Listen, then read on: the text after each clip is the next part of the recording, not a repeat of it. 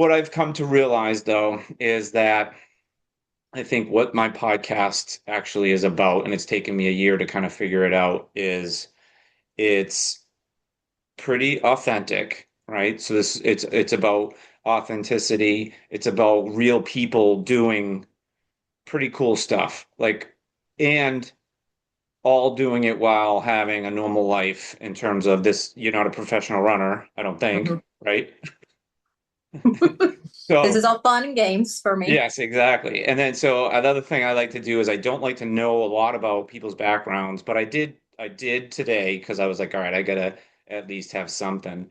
I looked up your ultra sign up and I gotta tell you, it's pretty impressive. Pretty impressive. So I think a good place to start would be we can do a most recent race cap, which I think is a cool thing because it was pretty amazing to watch. I was following you along Mhm. on social media there, and then kind of rewind back to how did you even get involved in running, and never mind ultras, because Right. that I think is a cool place to talk about like what do you do for training, nutrition, your gear, all that kind of stuff that might help somebody that's looking to do this for themselves. Perry Yeah, like Spirit then? yeah, I'd like to talk about that one and talk about from why that race, and then when did you start training for it? What did you do to train for it? I mean, Okay. the cat's out of the bag now. You ran an amazing race, 21 hours, right? 21 and 21, change. 47. Yep. Yeah. So, Okay. Well, I'll just go a little bit before the Prairie Spirit. So last year I had a big year. I went for a 48-hour run in Noble with decent elevation. Wasn't a flat, like, it can go really fast. I was out on a cattle field and my goal was to get 150. And I got my 150 in 48 hours with 2 1 hour naps. So I decided, well, I already went for my longest distance. Now let's see if I can go for my fastest PR. So that was one of the main goals. I picked Perry Spirit because it was flat and fast, straight out, straight back. And the other thing is, I love to run with my dogs. So one of the reasons is this year I wanted a race that I could include my dogs into my ultra running because they are getting older. The oldest is 7, and the other one's turning 5 in July. So figure, okay, this is the prime time for them, and then they can take it easy. So I decided I wanted to go for my PR. My fastest 100 so far was 22:30, and that was on a track. I did CornBelt running in 2022, and I got 101 miles there in 24 hours. So I knew won. 22:30 was that. That's But you won. Yeah, I won. Yeah. Overall that year, I had another guy going for me. He's like, "You got it. Don't worry." And Yeah. I didn't even run the last hour. My hip flexor was completely shot after that race. So I just said, I'm going to sit in the car until the 24 hours is more about. So I knew what my PR was. So I wanted to beat that. So I wanted a sub 22. I went to my coach, Jen Heller. I went back to her. She was the one who coached me for Noble 48 hours. So I'm like, okay, hey, I want to go fast now. I knew I needed to go at least 4 months out for training wise. So we started December 1st for our training. And yeah, to say it wasn't the greatest winter for training. It was cold, windy, freezing. Yeah. I very fortunate. I don't mind running on the treadmill during winter months, but I did go to the treadmill probably 5 times where I was like, "Yep, I'm done. I'm hitting the treadmill. I Yeah. can't do any more outside." But yeah, I trained. I pretty much ran 5 days a week. Made sure I ate plenty. I just all the things you got to do. Yeah. You train, you drink, you eat, you rest, you recover, you massage, you do. I've been was doing yoga in between, making sure keeping the body stretched out, all those things. And Do have a question. mm-hmm. So one of the things that not that I struggle with it, but I've been running since 1999, which is I've done like 30 something marathons and now ultras. But from your prior experience, did you always have a coach, or was this the first time you had a coach? No, I've had a coach before. So when I got into running, I never had a coach. Yep. So I did my first 100, no coach. I finished. It was mine to Spain 100 in 2018. I finally didn't get a coach until about 2020 during Okay. COVID. And I actually went with the Army Mule, Loretta. She was an amazing coach. I had her for about 2 years. And I kind of just like, I'm good. I kind of learned a lot from her. And so I kind of went with no coach after 21. Yeah, I used it for 2021. I didn't go back to another coach till last year. So I went a few years without one. So, and that's only because I was going for a distance didn't know, 150 in 48 hours. How do you train for that? And Yeah. then I went with her again just for my speed. And how do I Yeah. get that sub 22 without hurting myself?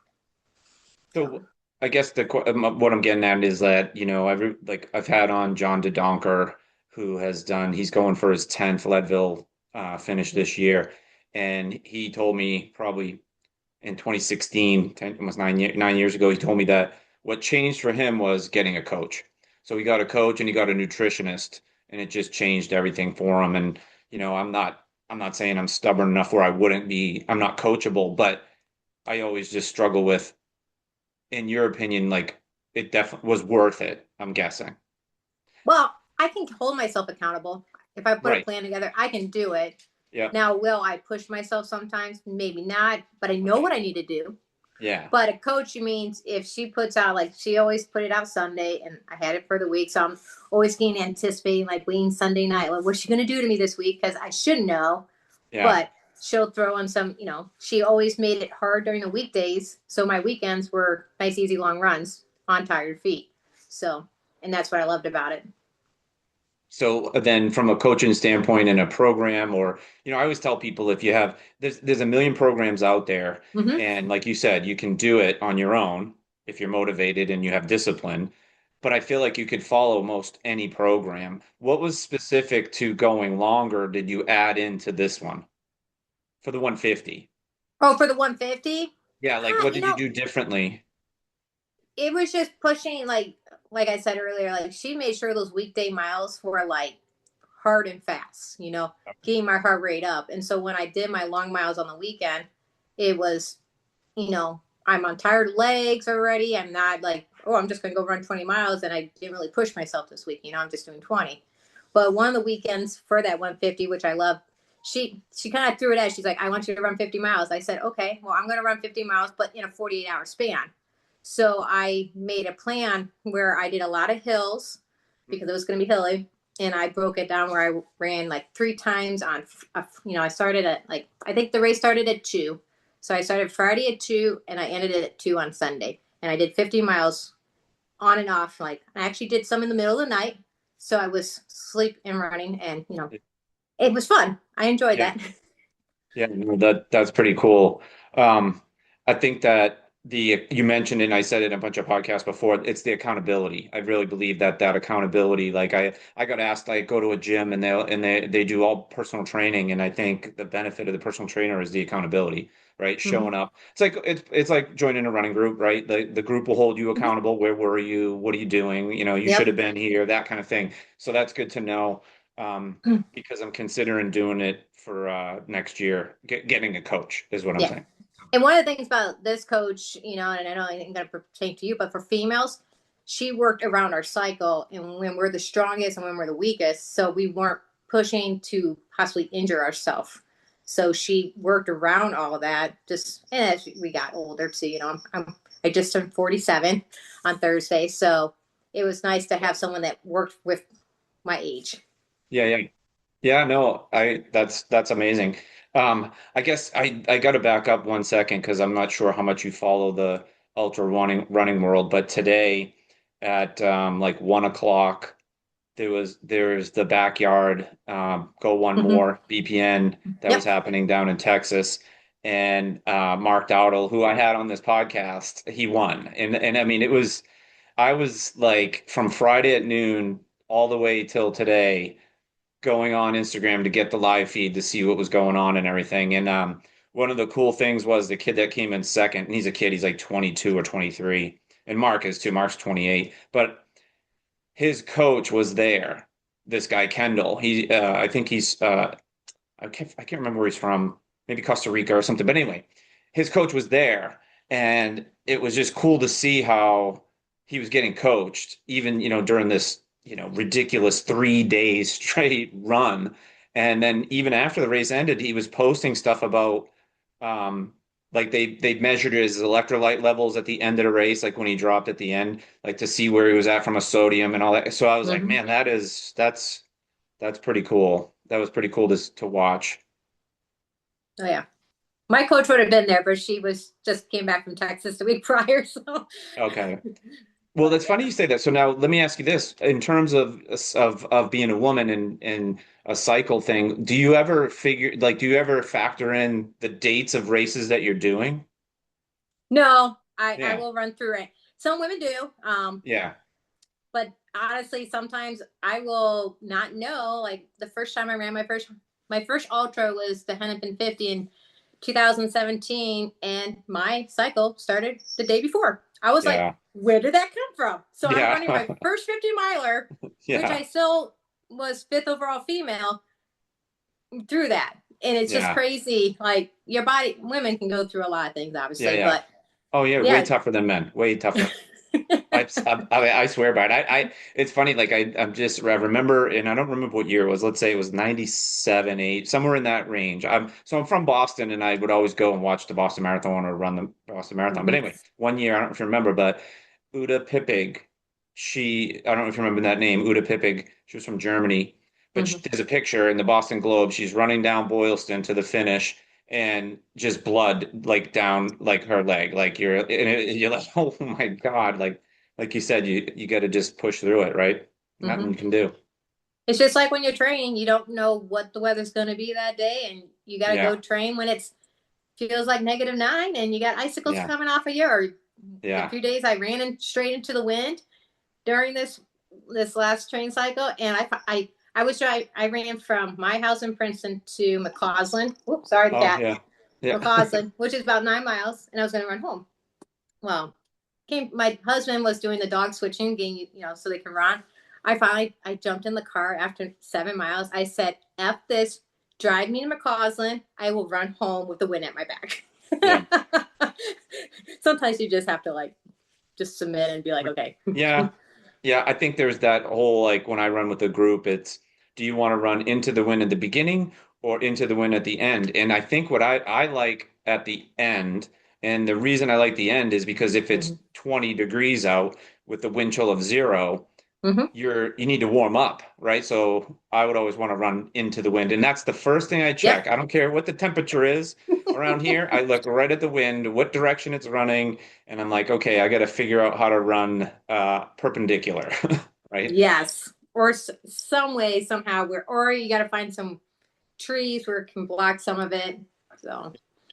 Right. I got a question about the dogs. So I Mhm. had a black lab and he lived to 16, almost 16 and Oh, a half. Yeah, that's and I used to awesome. take him and for long walks. Like I tried to get him to run when he was like maybe a year, and he could go probably 2 miles. So your dogs, how far are they going? Well, at the race, my baby girl, she's good 5, but she went 34 miles, and Jeez. that's taking turns, different, one aid station, Still, okay, switch dogs, and the other one did 17. So, man. but yeah, I just trained them from, I don't run them in their first year. They get Yep. to run what they want to run, Yep. not on a leash. And then after that, I just trained them to kind of like, all right, let's go to gravel and we'll just go run, and then I started teaching them on their leash and their harness. And yeah, my boy, he got up to about 16 at one time, but my husband's like, oh, boy dogs, they don't have the hips. I'm like, oh, he's a great runner. But he he got up to 16. And then Ripley, when I was doing her training this year, because when I did the long runs, my husband always came to switch dogs out for me. So it was kind of like practicing for the race. So when I did a 26. I did a marathon one weekend on the Illinois bike path that started at Hampton, went north to Kelowna and back. And he switched dogs at mile 16, and then the other one did 10 on the way home. So So, in terms of the last 100 you just did, so Mhm. I'm guessing that you had a plan on the aid stations or the crew stops to switch the Mhm. dogs and all that kind of stuff. And I did see, I think it was you posted, or maybe it was Travis, I forget who, but that you had the Excel spreadsheet of Yep. times where you're going to be and all that. So walk me through your, like, I guess your mental process. So you're doing the physical training part of it, but Mhm. having that plan, and then for me, I'm like, okay, I have an idea of what my finishing time I want to achieve.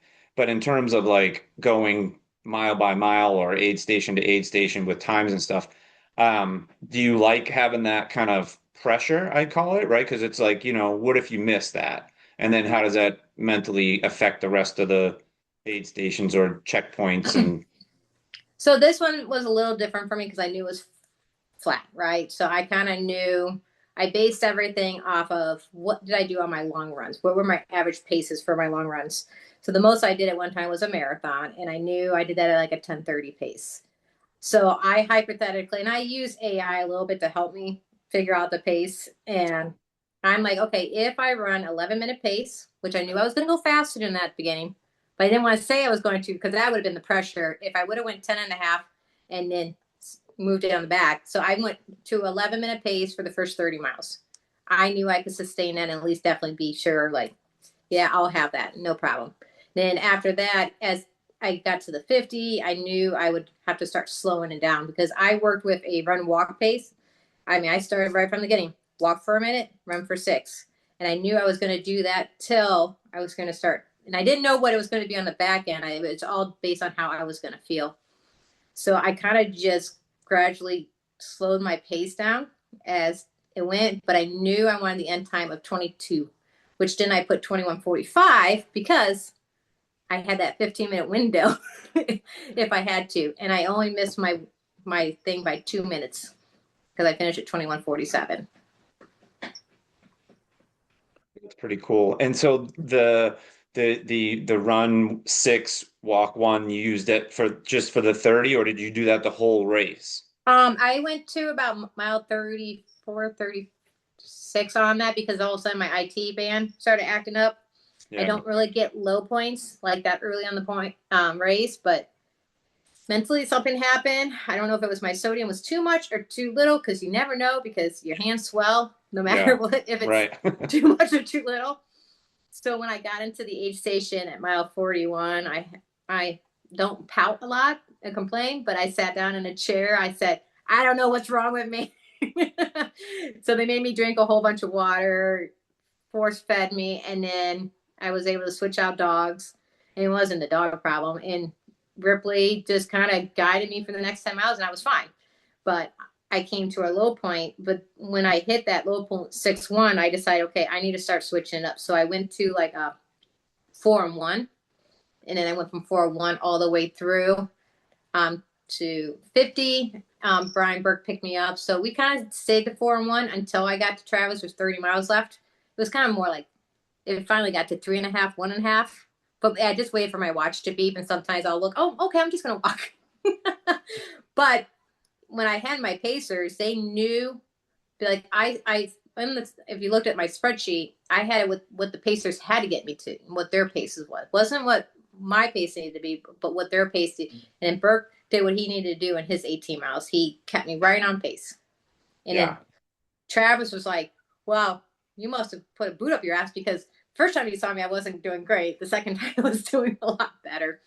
And so when Travis took over for the last 50K, 50K, last 31, I stayed with the 4-1 for as long as I could. And I finally said, hey, can I just walk more? I think it was like the last 4 hours. I said, can we do a 2-2? And he looked at my time. He's like, yeah, we can do that. But when I walked, it wasn't a slow walk. I try to keep up. I mean, he knows if I'm just finishing 100 or I'm actually got a time to finish. So he knew I had to walk. So I just had to keep up to his pace. And so, which is good when you have a pacer that knows the time he needs to keep. And that's what I do. So, It's a good kind of segue here to talk about crew and pacers because I feel like when I interviewed Mark last year, Mark Dowdle, we talked a lot about his crew, and I saw him at two other backyards. I saw him in Wausau Mhm. at the Wausau backyard, and then I saw him at the Last Dot. And I'm telling you that format, if you've never done it, the crew, because you can't have a pacer, but the Mhm. crew is probably as important as everything that Mark trained for. The crew is like you if you don't have the crew like you're talking about knowing that you're going to do this run walk pace, training enough for that you're not having to drag them, they're pulling you. But Mhm. as far as the crew support goes, from a what do you need to eat, make you drink, all that kind of stuff. Maybe share like with people how important your crew was because to me, I feel like every race I've done that I've had a crew, it's a team effort. Oh yeah.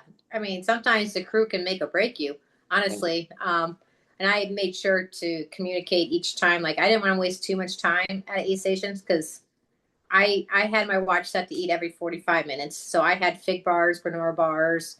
Um, that was one other thing I had in my pocket. Said I always like every 45 minutes I ate. And with the run walk, I always made sure I drank when I walked anyway. But when I got in, like I was only able to see my crew like every nine. The most was 10 miles to like 8 miles. So that's a big stretch between crews. So when you go in, they made sure I had plenty. I ate when I was there. They made sure my water's refilled, make sure I had my electrolytes. And they just kind of, and they had to roll my IT band. I mean, they can roll you out, biofreeze your legs, everything. I mean, I having a crew, I don't usually use a crew, honestly, because it mine's in Spain when I've done that for 8 years.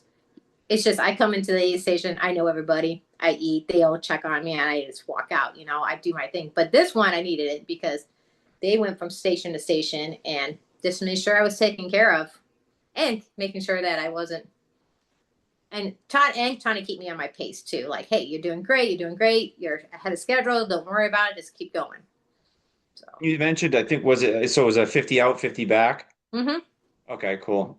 So that makes it a little bit easier for the crew to kind of follow along versus a point to point one or one like a Hennepin where you have to know like GPS coordinates to get to the next aid station. Yeah, and I think it was pretty easy to follow this one because I think there was a highway kind of close by, and they did have water stations every 5 miles. So it's not like we went that long without, but it was just water only.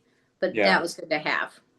Yeah, I So got from a yelled at one time. Travis like, "You didn't drink any water." I said, "I filled up and I yeah, drank all that, so we're yeah. good." So let me ask you about that as far as, hydration and nutrition goes.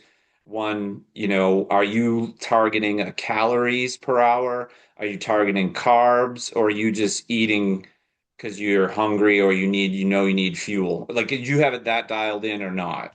Yeah, I just eat every 45 minutes. Okay. I know with all the ultras I do, I still don't eat enough food. Okay. And then it's common. People just, I should probably eat more than what I do early on, but I eat every 45 minutes, usually about 100 to 150 calories. And then at the aid stations, when I come in, I just try to shove food as much as I can at that time and then move on. But by the time I'm about 60 miles in, I don't want to eat anymore. So I pretty much either do broth, mashed potatoes a lot, anything that can just kind of be slurped. So, Do you do you do any kind of hydration mix or anything like that, like Tailwind or anything or right now I've been on the Element. Really like oh, the Element.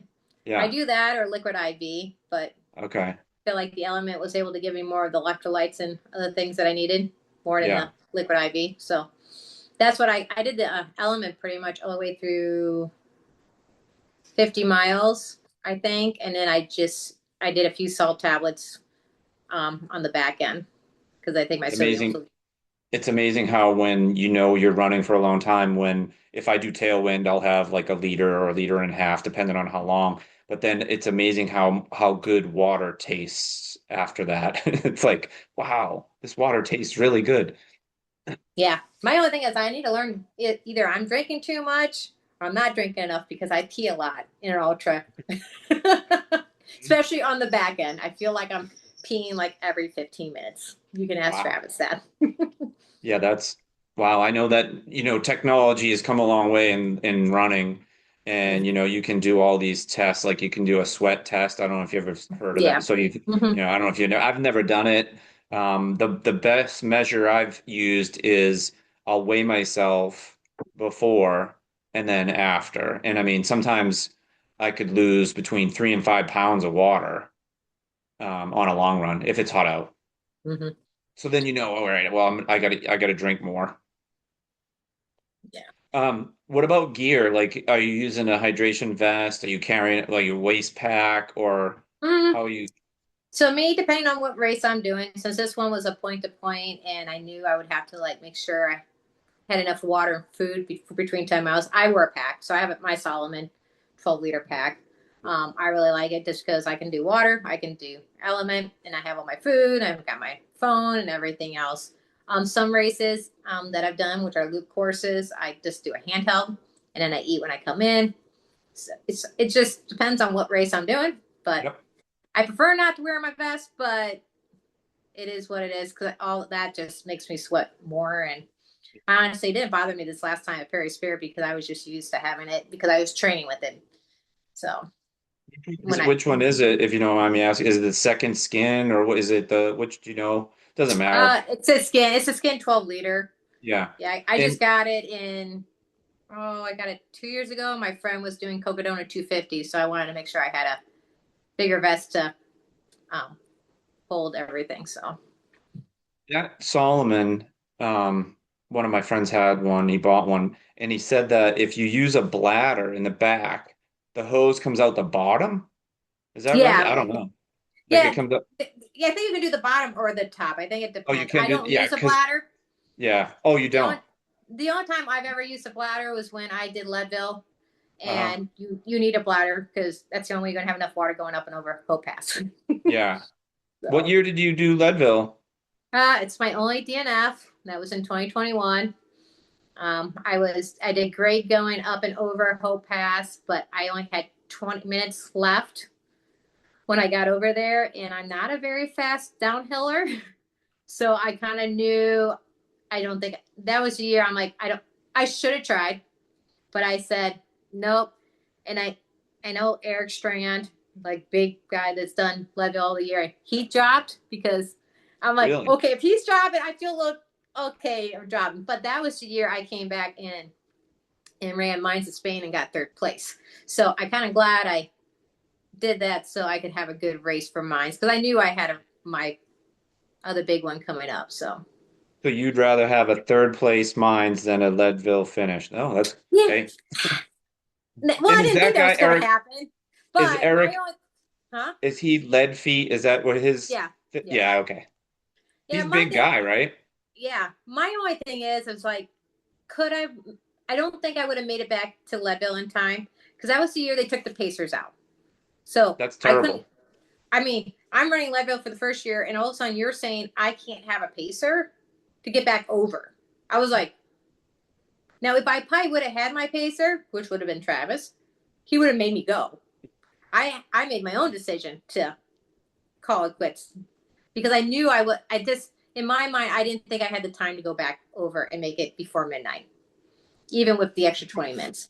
I mean, not smart because you DNF, but smart because that's the reason why it's such a hard course. Is those time cutoffs are for a reason, so that you're not out there by yourself for hours. Like and Oh, get that to me makes perfect sense for and safety the reasons, yeah, right? and the other thing, when we like at Leadville, we did the whole switch packs. Like I had two Uh-huh. different packs, so when we switched packs at Twin Lakes, guess what did not come with me? My phone. So even if I went back over and if something happened, I wouldn't have had my phone. So that was another like, I don't think so. So that kind of threw my whole mental game off. So The desire to go back. Yeah. yeah, I don't know. It was just one of those. I made the decision. It's my only DNF, and would I go back to do Leadville? Probably not. I just wasn't one of my.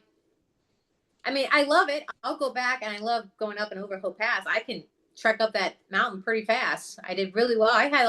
honestly, when I did that, I had a bunch of people follow me up Hope Pass. I was like the leader of like 20 people going up. I was just trekking along, but I was having some GI issues. I'm like, well, we're close, guys, we're close. And I jumped off to the side to do a number two, and people were like, we lost Yeah. our engine. I'm like, I'm sorry, but I gotta go. Yeah. So Oh yeah, man. I can hike those hills really well. I just wish I knew how to run down them. That's the only downfall I have. Feel like people do they underestimate. They're like, if you look at like, hey, I'm gonna run up hills and uphill's hard. Uphill is definitely hard. But I'll tell you what, downhill's harder. I mean, you're right. It's a skill in terms of, how you're putting your feet down. Mm-hmm. And in terms of it beats the living crap out of your quads so bad that you have to train for it, right? You gotta get Yeah. used to that pounding Mm-hmm. and it's not a paved trail, right? So you're avoiding, Watching your feet and everything yes, else, and yeah, yeah. I'm It's always funny, afraid of like, falling. yep, it's funny. How about you talk about? I asked if you would go back, and somebody asked me too. They were like, "Hey, would you go back?" Because I'm one and done. I did it, and I'm like, I don't really have any desire to go back, but I'm starting to. I'm starting to think like, you know, I have time now. I'm gonna be 58 this year, and I'm like, I'm not getting any younger, but it scares me because I know what it takes to get to the finish line there, and it's a lot. And you It's a got to lot. race that first. You got to race the first 60. You got to race it, Yeah. and then you can take it easy. Yeah, I feel like um, when Travis did it, Evan Kihlstrom, another guy here from the Quad Cities, did it, Mm-hmm. and that was the same thing with no pacers. And then another friend of ours, Austin Chesney, he had no pacer from 50, back up over. But we did. So when I did it, I had a pacer, and I'm thinking now it's like, well, was it easier? I don't think it was any easier, but it was the same. But having a pacer to me, it would be like not having one rather, and going back, I think is kind of even scarier. Mm-hmm. Uh, um, so if when I looked at your ultra sign up, what got you into like, did you run before you started doing longer distances? Like, how did you get into running, period? How did I get running favorite? All right. So I did cross country when I was a kid. Eighth Okay. grade, I said, why do I run? This is stupid. If you could go back to your eighth grade self and tell them what you do for enjoyment. But I played basketball all through high school and college. I tore both ACLs. So after that happened, I'm like, oh, basketball's done. So I kind of just ran on and off here and there most of my life. I kind of got into running a little bit. It's when I met my husband. Um, we actually met when he was home from overseas. He was over in Iraq. So my time to kill while my boyfriend was over in Iraq, I'm like, I'm going to run the Bix. So I ran the Bix in 2008. So that was a big thing for me. I was like, oh, this is, a lot of hills. I was living in Riverside, Iowa at the time. I'm like, I was so happy that I trained so hard for this race to finish the Bix 7. And so I kind of just ran off and on. That was 2008. So I moved a lot for the casino life when I was in the casino business. And then when we moved back here in 2014, I said, I want to run my first half. So in 2015, I met the Riverfront Running Gang in Clinton, Iowa. They had a let's train for the Clinton half. So, hey, Kitty. So I started training for my half, and I learned that you don't buy shoes at Kohl's. You go to a running store because you get knee injuries. Um, so that was 2015. I won my first half. The next year, I went to a marathon in 2016. That's when I ran the Des Moines Marathon. And I cried. I said, "This is stupid. Why am I doing this?" I mean, you learn everything from a marathon. You bonk at mile 20. You just pushing to go. I'm like, I still did a 4:30 marathon, but I cried saying, "This is stupid." So a bunch of friends of mine. So that was the year one of my friends in 2016 did Hennepin 100. So that's how I found out about ultras. And so I helped him there. And so the next year, we all decided, let's all sign up and do the Hennepin 50. So that's kind of as it just progressed. I did my Hennepin 50. I did a 4-1 walk there. And then I went and helped Erin in Leadville in 2018. And she DNF'd. And as we were coming home, we were talking. We're like, hey, let's sign up for Minds of Spain 100. And that was August. And we're going to do 100 in October. And we're not training for it. She's training for it. I'm not training for it. But we signed up for Minds 100. And it just, that's my history. I just stayed with running. My husband kept saying, when are you going to slow down? I thought I was going to slow down. It didn't happen. So, Because you've got a lot of them. I looked, you've got a lot of yeah. races under your belt. Yep. I've got 8 mines, 2 kettles, two 24 hours, a 48 hour, and yeah. And I got a tag team in there too for 24 hours.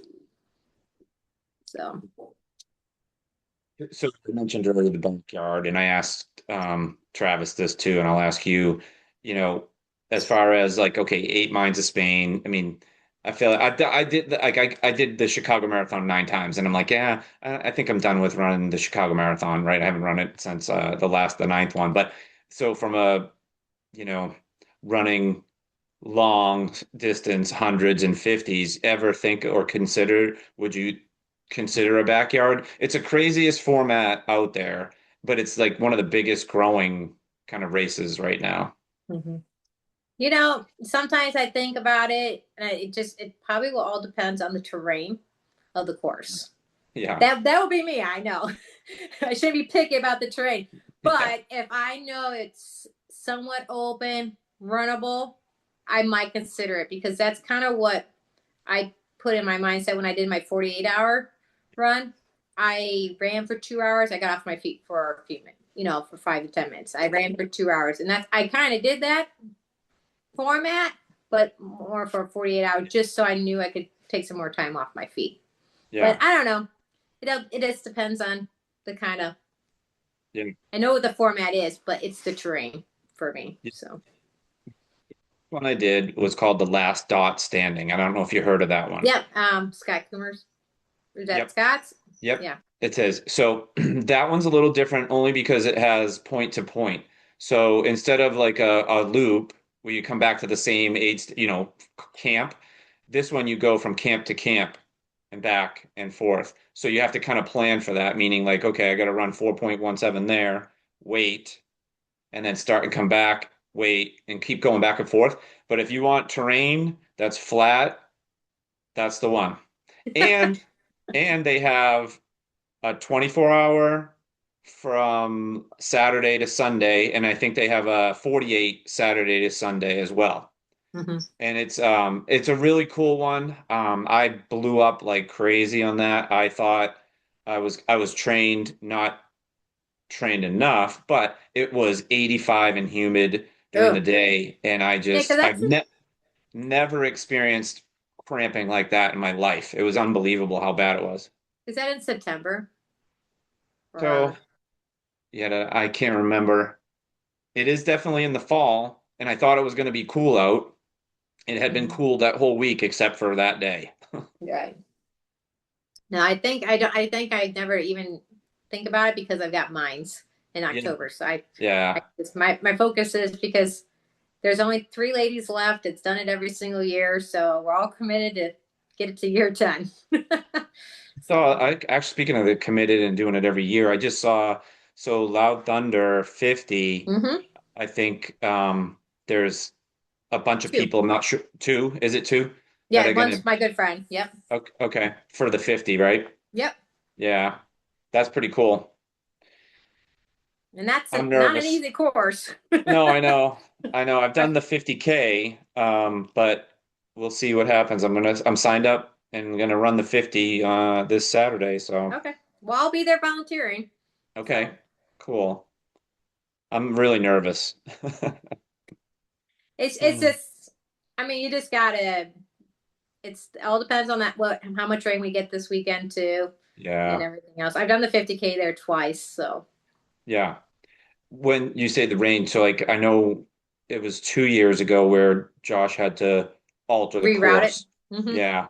And I'll tell you what, that was mentally probably one of the toughest, like most recent races I had because I wanted to do the other hard stuff that's out there, and then to Hmm. come back and have to do those like cow patch like loops through there. Oh, it was so bad. I mean, it was almost worse than I'd rather run up a 45-degree incline than do these little back and forth. Yeah, I Oh, ran the 50K that year. I remember that one. yeah. Um, so from a running and work and life and the dogs and all that kind of stuff, from balancing it all, I think one of the things that I guess people are that don't do this sport or don't run or don't do hard things, it's like I don't know what's holding them back, but when you look at how you're able to get in all your miles and run these crazy races, why aren't you doing something? Like if you are able to do it and I'm able to do it and all these other people are able to do just something. Hmm. It's just, your life. And it's more like I have to, it's just me and my husband, he had two girls. They're 26, 25. I mean, it's just us, two dogs, three cats. But I've got to be mindful for his time, and making Yeah, sure that, hey, honey, what are we doing this weekend?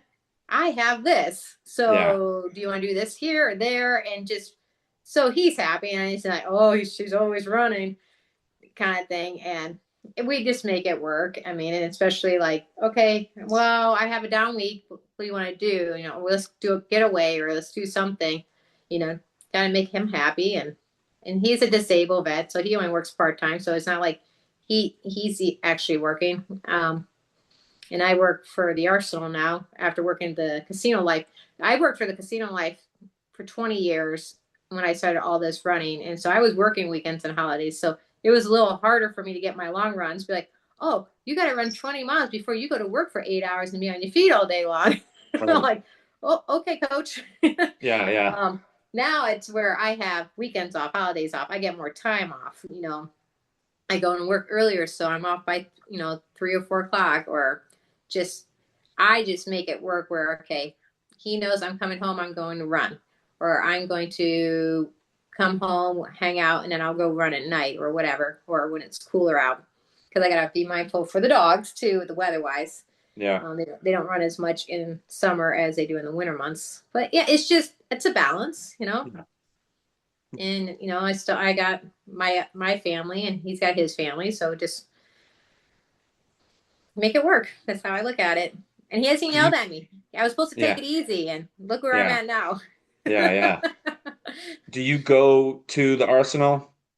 Yeah, I worked from Okay. home for about 2 years, and Yeah. then once we were back in the office, I'm back there full time. So Do you ever get to run out there if you not have any yet. chance? Yeah. I could probably do my runs after work because I get off at like 3:30 every day. So could I run there, or do I want to just come home and run near home? Yeah. So Yeah, yeah, yeah. yeah, No, it makes sense. I was just wondering if like maybe, like at lunchtime or something like that, if you had 30 minutes to go run and come I back to work. if I didn't get all hot and sweaty, I Yeah. would. I do a lot more walking on my lunch breaks than anything. And the good thing about the Arsenal, they got like if the weather's bad, we have treadmills and workout area in Yeah. our building, so we just don't Yeah. even have to leave our building Yeah. and No, still my get a wife workout in. works over there. My wife works over there and she just moved into a different building like maybe a year ago, but there was like a full gym in the one of the floors of her old building. Mm-hmm. Yeah. So. Have you ever done the Quad Cities? So I've done the Quad City Marathon. I've done the relay twice, which we ran the whole thing anyway. It's one of those, hey, let's run the Quad City Marathon as a relay, but we were pacing a friend, so we were just trying to keep her and have fun. But the last 3 years, I do the pace group for the half. So I do the Awesome. 2:30 pace group. So Oh, wow. yeah, That's so pretty cool. yeah, I like I doing it. It's fun. Yeah. Yeah, yeah, no, I did when I worked at Deere for a long time and I did relay teams with Deere. I've done the full a couple times, I've done the half a couple times. And the reason I ask is because the Arsenal was, Hmm. probably the worst stretch, and it's still pretty bad, but it's not as bad as it used to be when you had to go over the bridge and then all of a sudden run to East Moline and back for six Yeah. miles. That was not fun. Hey, I like the new course direction they did this year. That was nice for this past year, where we didn't have to worry about a train. So, Oh, so what did they do different? Because I'm trying to think of like, is it the part where is it that little park in Bettendorf where you have to cross over? Is that where it happened? I'm trying to remember. How do we avoid the train? Oh, we got up.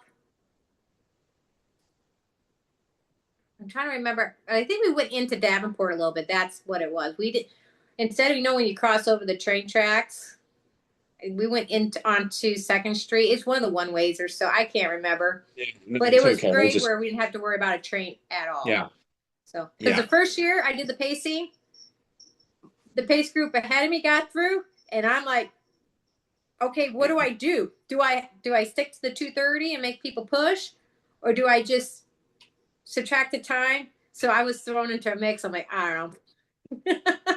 Usually when I pace at 2:30, I have a really good group till about 10 miles in, and they either all leave me or they all fall behind. But I just stick to my pace. So. Yeah.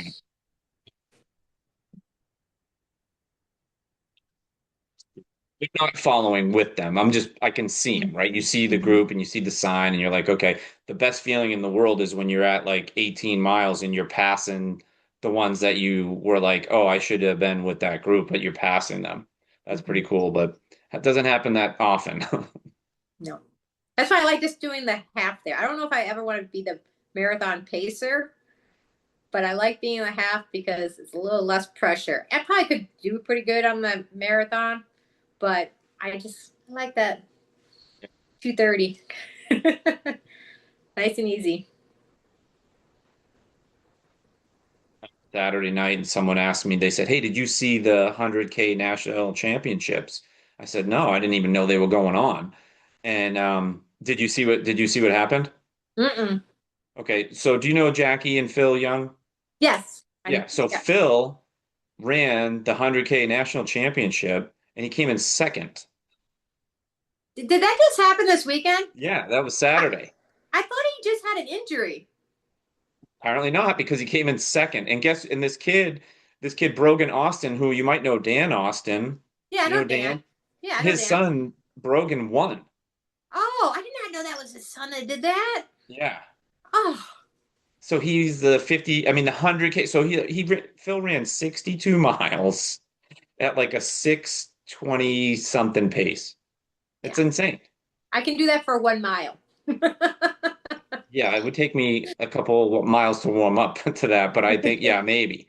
Mhm. But I mean, that's pretty cool that two people from the Quad Cities. I mean, I don't think Brogan lives in the Quad Cities. I think he lives in Colorado, but Mhm. um, Yeah. and Phil's a little bit older, but I think Brogan's also like qualified for the Olympics in the marathon, or has an Olympic qualifying time, like Mhm. 2:16 or something ridiculous. But Phil just never, I mean, that guy.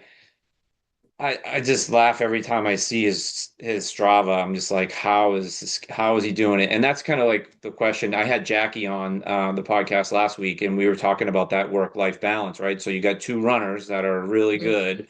How do you get the time in and all that? And here's the thing, it's possible. That's my punchline. It's doable. You can do it. Yeah, because Phil was originally supposed to go to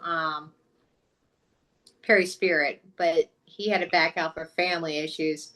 And then Taggett was there, and he was trying to go for the world record for the 100. And then he just dropped at 50 because he was 20 minutes behind. I was like, okay.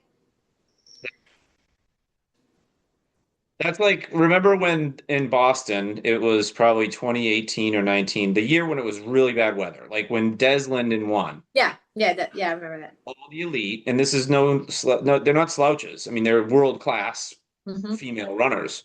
They all dropped because they knew they weren't going to run their personal Best best. time. Yeah. Yeah. So, I mean, congrats to Des. And I don't know if you saw her lately. Did you see what she just did? she was getting an ultra world, right? Yeah, she got into that marathon de Sable or however way you say Mm-hmm. it across the desert. Three like the I don't know how many five stages probably. She came in third.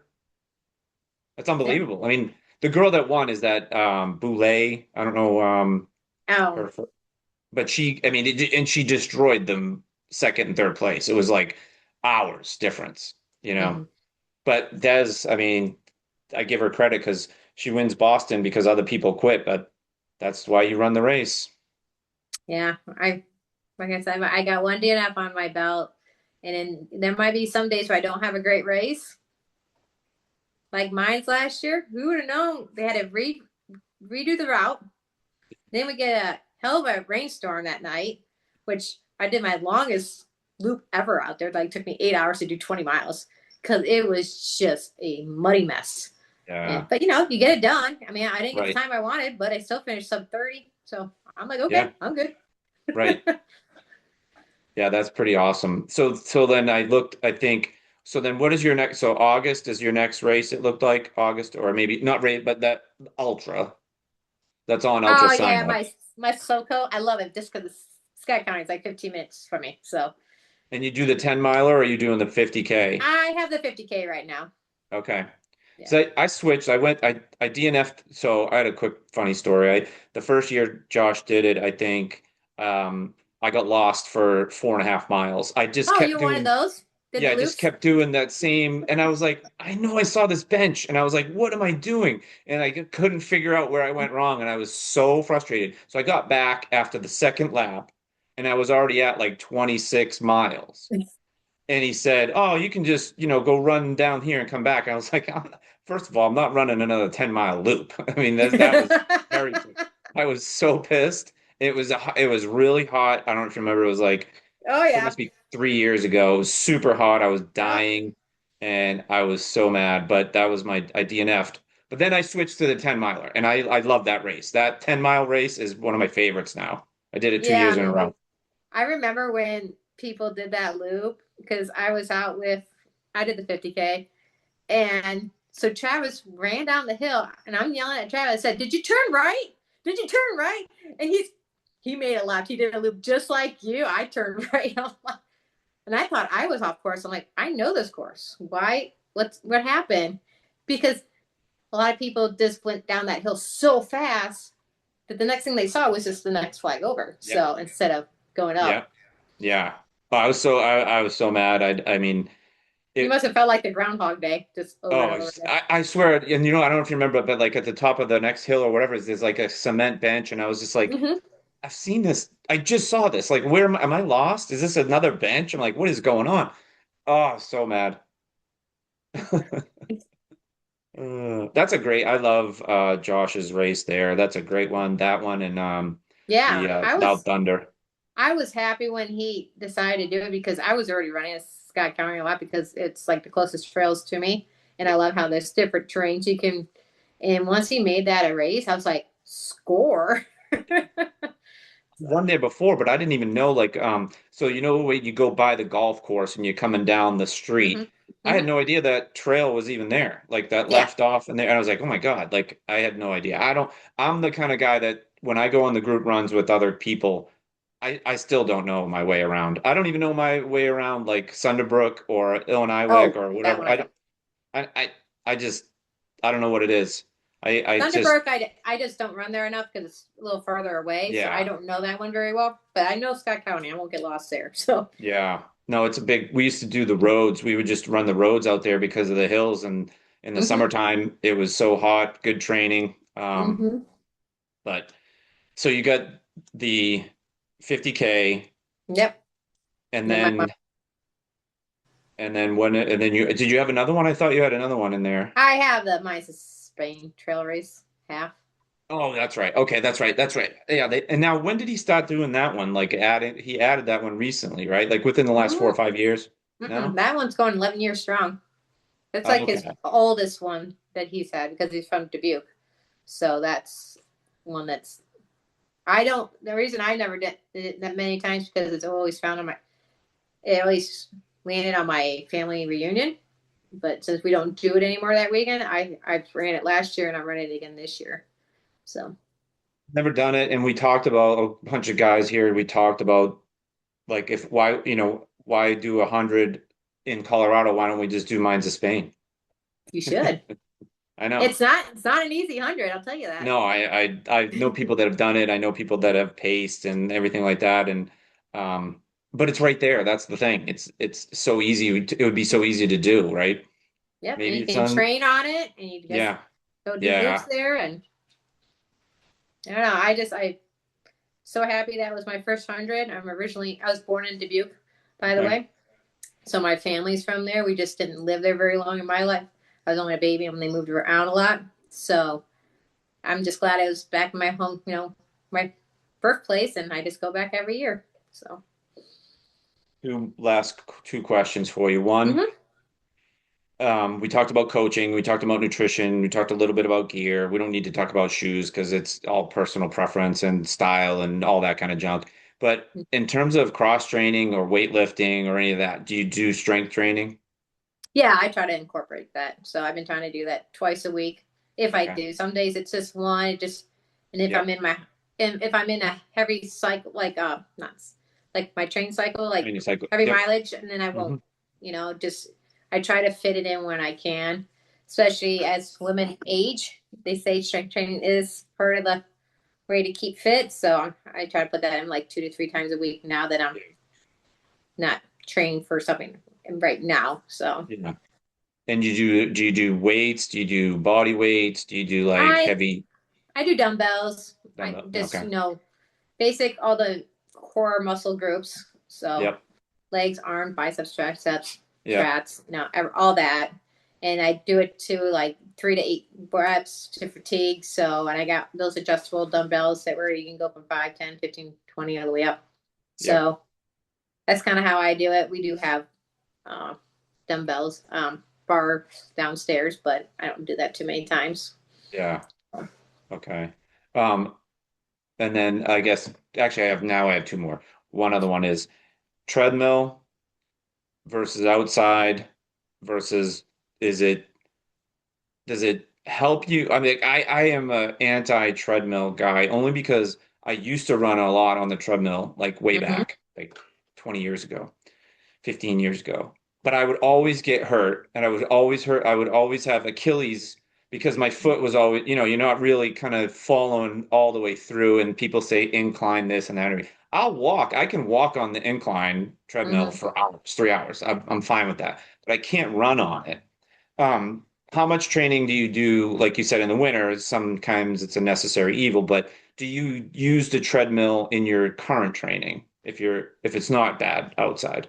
It just I wouldn't go to the treadmill unless it's weather related Okay. where I'm just like I'm fed up. Too much Yeah. heat, too much cold, too much wind. I'll do it. I do like the treadmill in regards to if I just need to work on hills. So I Yep. can crank the incline and just Hmm. power walk, put a movie on. Usually I Yep. put subtitles on. So I'm just Yeah.